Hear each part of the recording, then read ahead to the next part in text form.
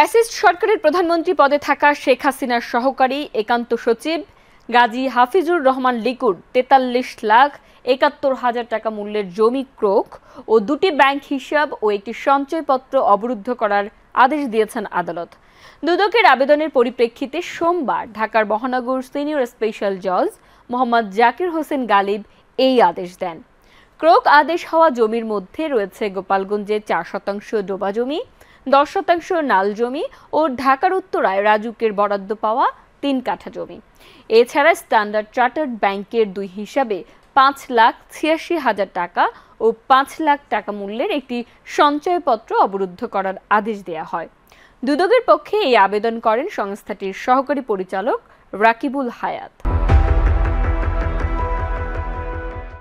সাবেক প্রধানমন্ত্রী শেখ হাসিনার সাবেক সহকারী একান্ত সচিব এপিএস গাজী হাফিজুর রহমান লিকুর জমি ও প্লট জব্দের আদেশ দিয়েছেন ঢাকার একটি আদালত।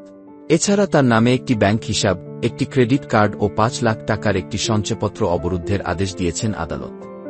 সোমবার ৭ জুলাই দুদকের আবেদনের প্রেক্ষিতে ঢাকা মহানগর জ্যেষ্ঠ বিশেষ জজ মোহাম্মদ জাকির হোসেন গালিব এ আদেশ দেন। দুর্নীতি দমন কমিশনের দুদক জনসংযোগ বিভাগের উপপরিচালক আক্তারুল ইসলাম বলেন, লিকুর সম্পত্তিসমূহের রয়েছে গোপালগঞ্জ সদর উপজেলায় ১৪ শতক জমি ও রাজধানীর উত্তরায় রাজুক থেকে বরাদ্দ পাওয়া ৩ কাঠার একটি প্লট।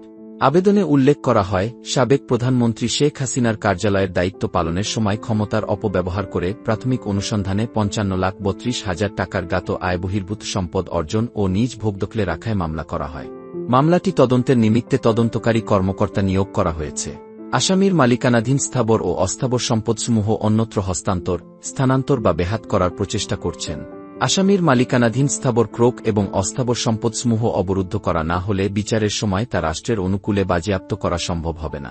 এতে রাষ্ট্রের অপূরণীয় ক্ষতি হওয়ার সম্ভাবনা রয়েছে বিধায় মামলার সুষ্ঠু তদন্তের স্বার্থে অবিলম্বে আসামির মালিকানাধীন স্থাবর সম্পদ ক্রোক এবং অস্থাবর সম্পদ অবরুদ্ধ করা একান্ত প্রয়োজন। আবেদনের প্রেক্ষিতে আদালত আবেদন মঞ্জুর করে এ আদেশ দেন।